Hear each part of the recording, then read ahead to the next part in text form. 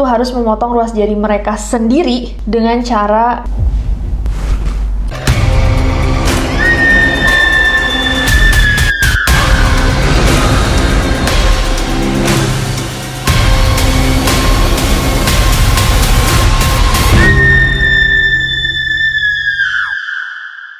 Hey guys, it's Nessie and welcome back to Neror. Apa kabar, Neroris? Apakah kalian pernah mendatangi pemakaman? Pasti tahu dong vibes-nya dimana semua orang dipenuhi rasa kesedihan yang mendalam saat mengantarkan orang-orang tercinta mereka ke tempat istirahatnya yang terakhir.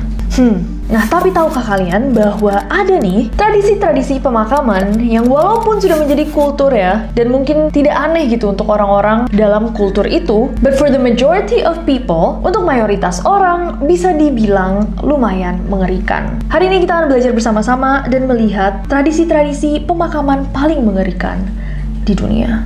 So without any further ado, stop senyum-senyum, cause shit's about to go.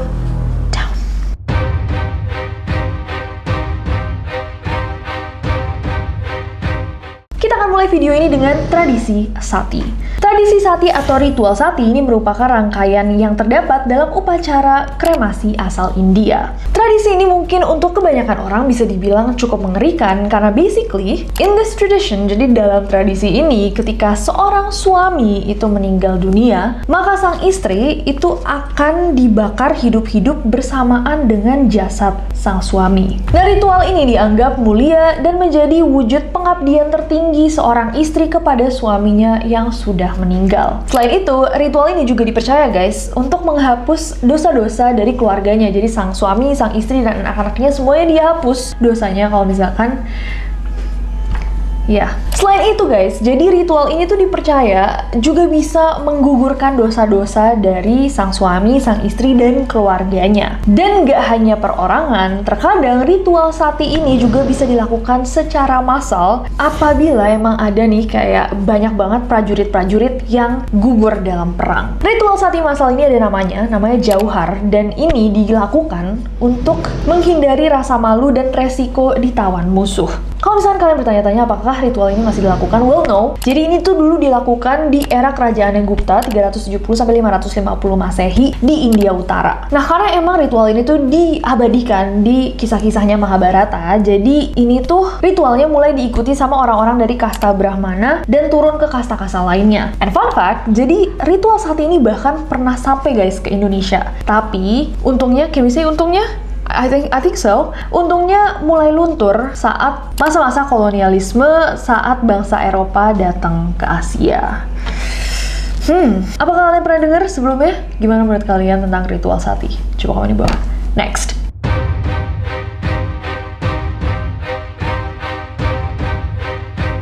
Next ada tradisi Iki Palek. Nah, tradisi yang satu ini berasal dari negara kita tercinta, Indonesia, tepatnya dari suku Dani di Lembah Paliem, Papua. Nah, tradisi yang satu ini adalah tradisi memotong ruas jari apabila salah satu member keluarga itu ada yang meninggal dunia. Nah, ruas jari yang dipotong itu akan menandakan nih anggota keluarga kalian yang emang sudah tidak ada. Nah, biasanya yang melakukan tradisi ini itu adalah perempuannya, karena laki-laki di sana itu menunjukkan kesedihan mereka dengan memotong sebagian dari kulit telinga mereka. Sebagian.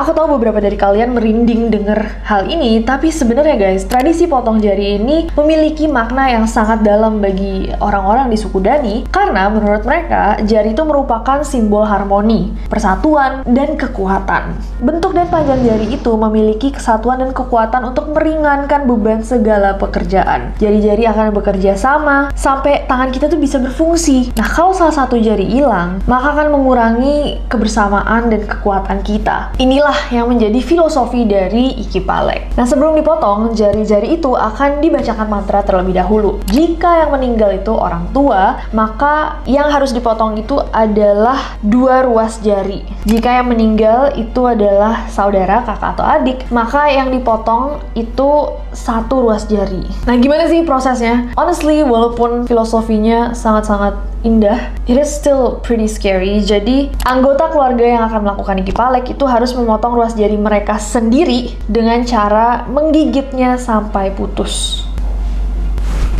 Kalau cara itu terlalu sulit untuk mereka baru boleh dibantu oleh kapak atau pisau. Gimana guys? Apakah kalian pernah mendengar tentang ritual yang satu ini? Coba komen di bawah. Next.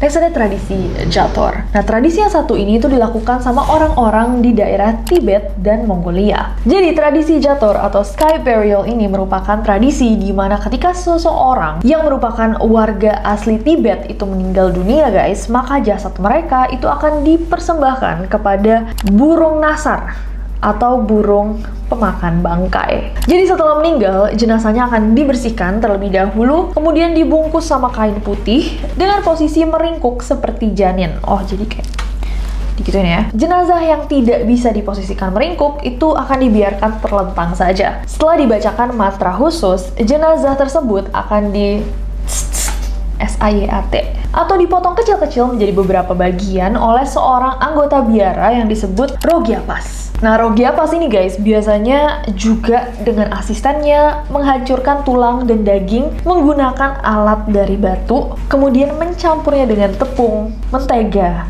dan susu. Setelah selesai, barulah racikan tersebut itu disebarkan ke tanah lapang untuk disantap sama burung nasar. Nah, meskipun udah ada nih tadi kan step by stepnya gitu yang udah ditentukan, tapi nggak jarang juga ada jenazah-jenazah yang emang digitu aja ditaruh di lapangan sebelum untuk langsung dimakan sama burung nasar. Nah, menurut masyarakat Tibet guys, memberi makan burung nasar itu berarti mereka juga membantu makhluk hidup lain untuk bertahan hidup. Jadi tradisi Jator ini dipercaya sebagai bentuk amal terakhir seseorang di bumi. Oh, that's kind of beautiful actually. Walaupun sisa kalian, tapi kayak dari bumi kembali ke bumi. Semuanya juga gitu sebenarnya. Nah, sebagian besar orang Tibet itu percaya bahwa seluruh bagian jenazah itu harus benar-benar dimakan bersih sama burung nasar. Jika ada bagian yang tidak termakan, itu berarti orang tersebut itu menanggung banyak banget dosa, hingga bahkan burung pun tidak mau memakannya. Ini kita tes aja ya sekarang. Iya. Mau nggak makan daging saya? Kalau mau, berarti kita bersih. Diterima bumi aja. Yang paling baik kita diterima bumi. Tapi sebenarnya kinda make sense. Kalau misalkan seseorang sehat, berarti kan katanya mensana in corpore sano, di tubuh-tubuh yang sehat, yang mungkin menurut burung-burung nasar enak, terdapat jiwa-jiwa yang baik juga. Kalau kamu sering minum Coca-Cola, burung nasar nggak mau makan kamu, nggak sehat. Kata burung nasar, yak. Bikin tegukan. Gimana menurut kalian guys? I think the philosophy is kind of beautiful. Apakah kalian mau juga mengikuti tradisi ini? Meninggal dan dimakan burung? Coba komen di bawah. Next.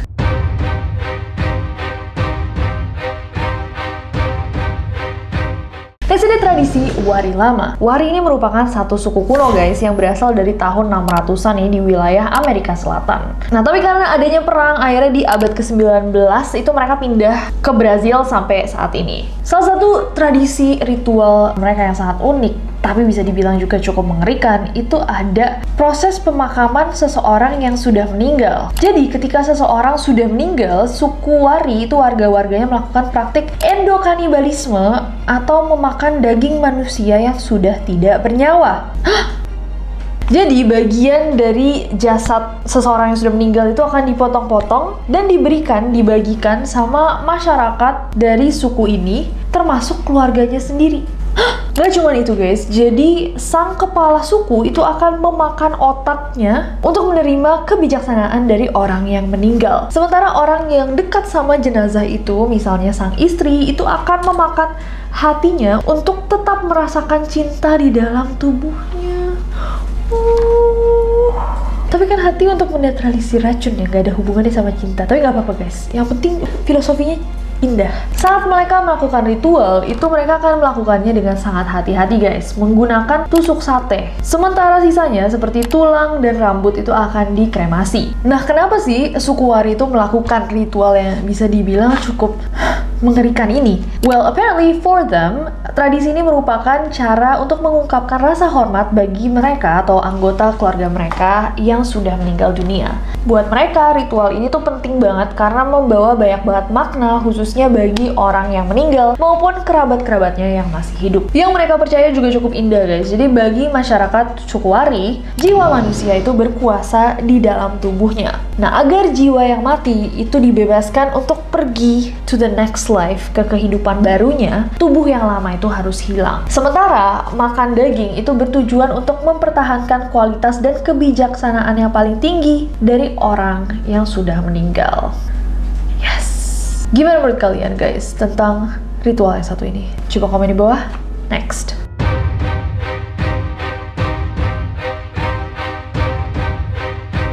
Oke guys, dan yang terakhir ada tradisi suku Yanomami. Suku Yanomami atau Yanomamo dibacanya Yanomama.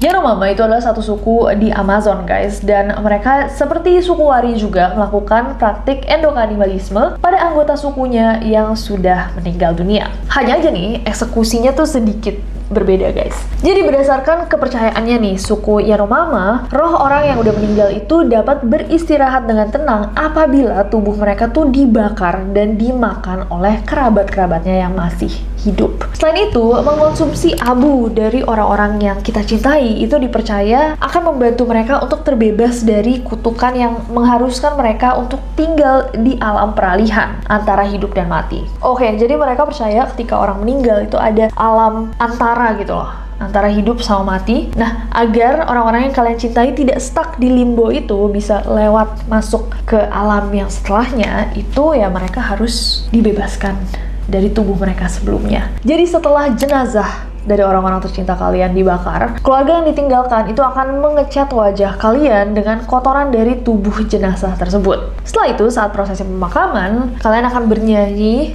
ya mungkin sambil menangis ya, karena kan baru kehilangan, dan dilanjut dengan mengumpulkan sisa tulang belulang dari jenazah, menumbuknya hingga halus, menyampurkannya dengan abu jenazah, dan memasaknya bersama dengan pisang fermentasi hingga akhirnya jadi hidangan sup. Sup inilah yang nantinya akan disebarkan atau disajikan pada para pelayat yang datang ke upacara pemakaman ini. Untuk memakannya pun, guys, nggak sembarangan gitu. Kalau jenazah meninggal karena dihabisi oleh suku lain, maka hanya pelayat wanita yang boleh makan. Makannya pun cuma boleh pada malam hari. Kenapa bolehnya pada malam hari? Karena mereka cuma boleh makan sambil menunggu para pelayat laki-laki itu membalaskan dendam pada tersangka.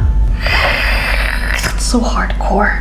Dengan memakan abu dan tulang belulang jenazah, suku Yanomama ini percaya bahwa mendiang akan masuk surga dan mencapai kedamaian abadi.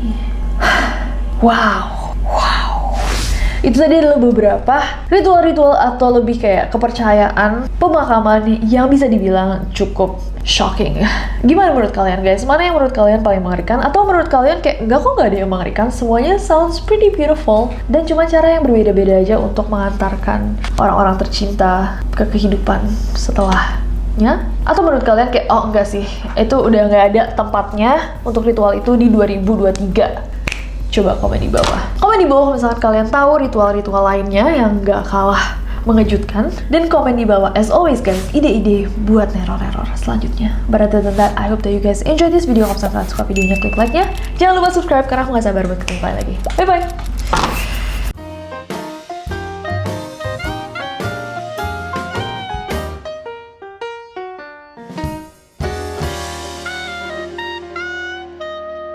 Sati masal itu disebut untuk menerima kebijaksanaan, sampai nggak bisa ngomong. Tradisi memutung masa-masa kolonialisme. Kenapa aku ketawa? Burung nasar atau burung pemakan bangkai. Tika diam. Aduh. Code word di terdapat